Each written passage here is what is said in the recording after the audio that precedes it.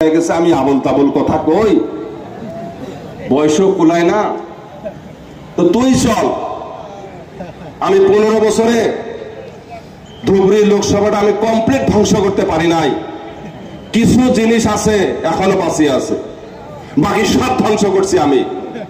বাকি যতটুকু বাঁচিয়ে আছে চল তোকে আমি রাখি আসি, বাকিটুকু তুই ধ্বংস করার পরে তারপরে নগাঁও চলে আসিস। ওই জন্যই রকিবুল হোসেন সাহেব মনে হয় আজমল সাহেব আর রকিবুল হোসেন সাহেব এই চাচা আর ভাইস্তে মিল করে আসছে, হয় না? কারণ রকিবুল হোসেনের তো সাবাসী দেওয়াই লাগবো। উনি জানে যে গ্যারান্টি আছে এই রকিবুল হোসেন এই পাবো, কারণ রকিবুল হোসেন সাহেব গত 15 বছর মিনিস্টার থাকতে তো দেখাই দিছে না। অন্য কাউকে এই দায়িত্ব দিলে পাবো কি না, কিন্তু রকিবুল তো পাবো, কারণ রকিবুল তো আগে 15 বছর দেখাই দিছে। তাই রকিবুল হোসেনের ভরসা রাখিয়ে মনে হয় এবার রাখি যাব। কোন সময় কয় মুসলমান ছেলে মেয়ে চুরি ডাকাতির মাহির, কয় নাই? মুসলমান ছেলে মেয়ে চুরি ডাকাতির মাহির। আপনি কে? আমার ছেলে আমার মেয়ে চুরি ডাকাতির মাহির, আপনি কে কোয়া? আপনাদের ছেলে মেয়ের উপরে পড়ে নেই কথা?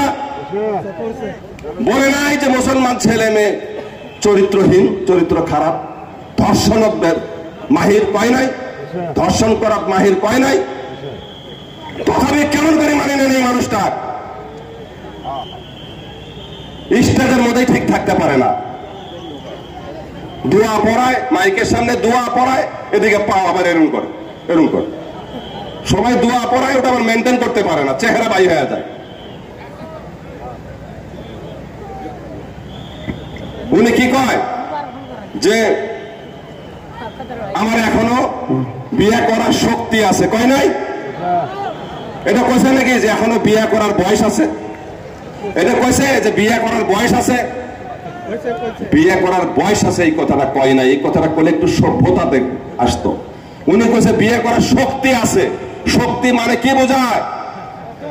ভালো ভাষা না খারাপ ভাষা? এটা ও আজমল সাহেব কথা বলতে পারে না, আমরা বলতে পারি না, আপনারা বলতে পারেন না। আমরা বললে বহুত খারাপ। উনি স্টেজের মধ্যে এক বক্সিং মারে, ওয়াক থাপড়ায়, এগুলো মানুষের প্রতিনিধি করবেন কিভাবে? কিভাবে এইসব মানুষকে প্রতিনিধিত্ব দায়িত্ব দিবেন? আমাদের ভবিষ্যতের দায়িত্ব কেমন করে দিবেন?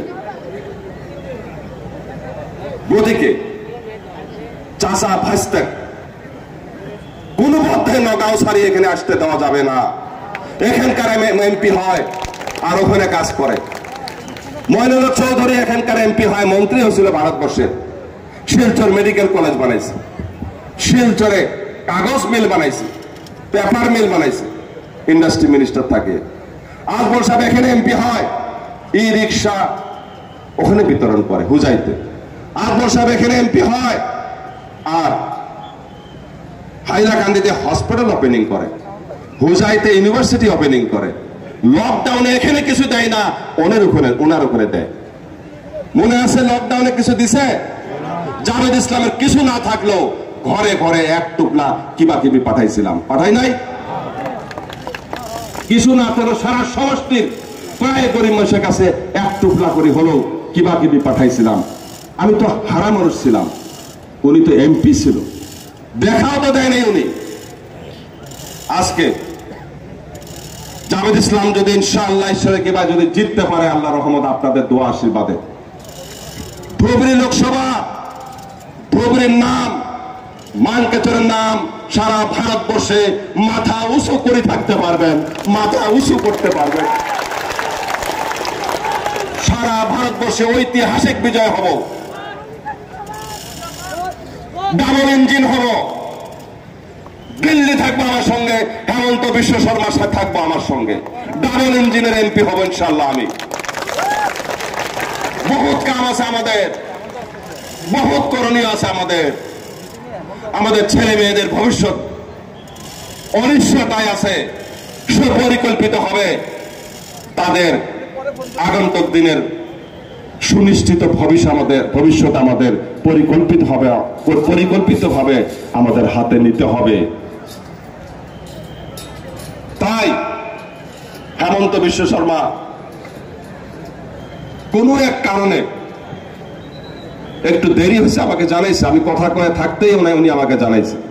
আপনাদের সঙ্গে যখন আমি কথা কয়ে আছি তখনই উনি আমাকে জানাইছে ফ্রম হেলিকপ্টার থেকে আমাকে জানানো হয়েছে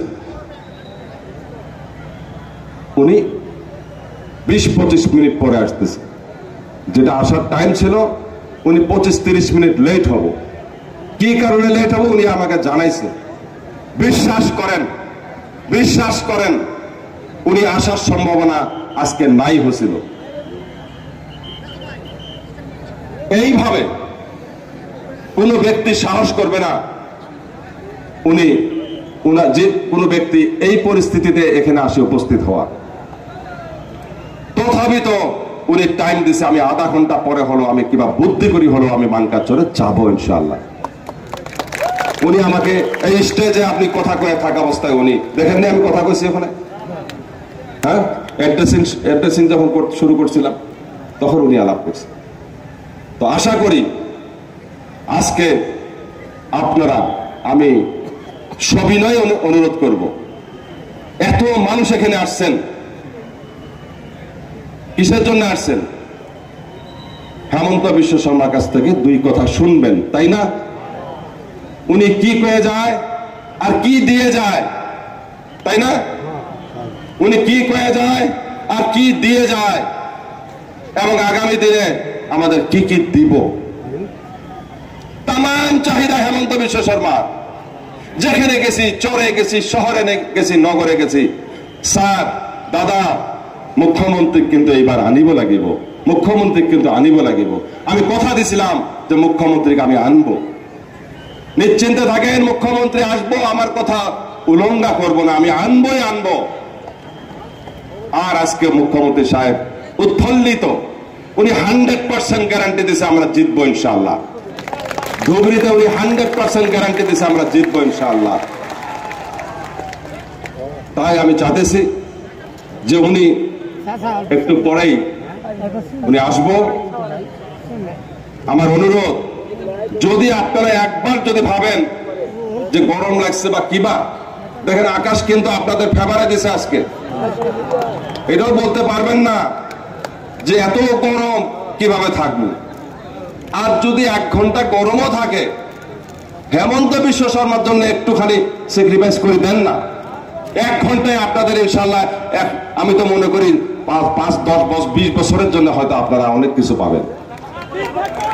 20-25 বছরের জন্য হয়তো তফা দিয়ে যাব, ইনাম দিয়ে যাব। 1 ঘন্টা কষ্ট করলে 20-25 বছরের লাভ হবে ইনশাআল্লাহ, 50 বছরও লাভ হতে পারে ইনশাআল্লাহ। তো কি করবেন?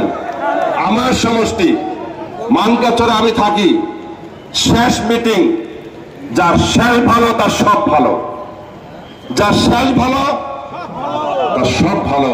ইনশাআল্লাহ আপনারা দোয়া করবেন, আশীর্বাদ করবেন, আমার জন্য করবেন এবং সকলের জন্য করবেন। আমি কোনোদিনও জিতার দোয়া আমি চাই না, জিতার দোয়ার সঙ্গে আমি সবসময় চাই যে আল্লাহ যদি আমাকে জিতায় তাহলে যাতে আমি ভালো করে মানুষের কাজ করতে পারি, নিষ্ঠাবান সহিত কাজ করতে পারি, এটাও আমার জন্য দোয়া করবেন। আমি সবসময় দোয়া করি, আমি স্বার্থপরের মতন বলি না যে আমার জন্য খালি দোয়া করবেন, আমার জিতার জন্য দোয়া করবেন, আমি কোনোদিনও বলি না। আমি সবসময় বলি আমি যাতে ইনশাআল্লাহ জিততে পারি, আর জিতলে আল্লাহ তৌফিক দান করুক, ঈশ্বরের কৃপা করুক, যাতে জিতার পরেও মানুষের কাজ করতে পারি, নিষ্ঠাবান সহিত কাজ করে যেতে পারি। হিন্দু মুসলমান আমি সমান দেখবো সারা জীবনে। কারো আপত্তি আছে? মুসলমান মানুষ যদি 100 জন আমার পাশে থাকে, হিন্দু মানুষ যদি, মানকাচর সমষ্টির কথা বলতেছি, যদি 10 জন থাকে, আমি যদি ওই 10 জন হিন্দু মানুষের সঙ্গে আগে কথা কই, কোনো অসুবিধা আছে? হিন্দু মানুষ মানকাচরে কম আছে। আমি যেখানে যাই কোন জায়গায় যদি মুসলমান মানুষ অনেক বেশি দেখি, হিন্দু মানুষ একেবারে কম দেখি। আমি মুসলমান ভাইদের আমি মাইকেও বলি যে আপনারা এখানে হিন্দু মানুষ বহুত কম আছে, আপনারা একটু দেখিয়েন, তাদের লক্ষ্য রাখিয়েন, তারা কম আছে। কোন জায়গায় যদি আমি যাই দেখি হিন্দু মানুষ বহুত বেশি, মুসলমান মানুষ অল্প আছে, সেখানে হিন্দু ভাইদের আমি বলে আসি, মাইকও বলে ব্যক্তিগত বলি, যেখানে মুসলমান মানুষ কম আছে তাদেরকে একটু লক্ষ্য রাখিয়েন, তাদেরকে একটু দেখিয়েন। তাতে অসুবিধা আছে নাকি? আমি গাছপালাকে ভালো পাই, অসুবিধা আছে? আমি পশু পক্ষী ভালো পাই, তাতে অসুবিধা আছে? আমার ধর্ম আমার কাছে থাকবো, আমি মানব সেবা করব, রাজ ধর্ম পালন করবো, ইনশাল্লাহ রাজ ধর্ম পালন করব। আর যারা হিন্দু মুসলমানের রাজনীতি করে তারা মুসলমানের কান্দে বন্দুক রাখিয়া তারা লাভবান হব, তাদের ব্যবসা দ্বিগুণ হব, আর মুসলমান অন্ধকারে যাব, মুসলমান দেশের মূল স্রোতে থেকে ছড়ায় যাব, মুসলমান দেশের শত্রু হব, এটা হতে পারে না। জাহিদ ইসলাম ইনশাল্লাহ জিততে পারলে দিসপুরের রাস্তা খুলবো, দিল্লির রাস্তাও খুলে যাব, আমি আপনাদের রাস্তা হব, ভ্রাতৃত্ববাদ শক্তিশালী হব, হিন্দু মুসলমানের মধ্যে ঐক্য, অনৈক্যের মধ্যে ঐক্য শক্তিশালী হব। এটা চান না আপনারা?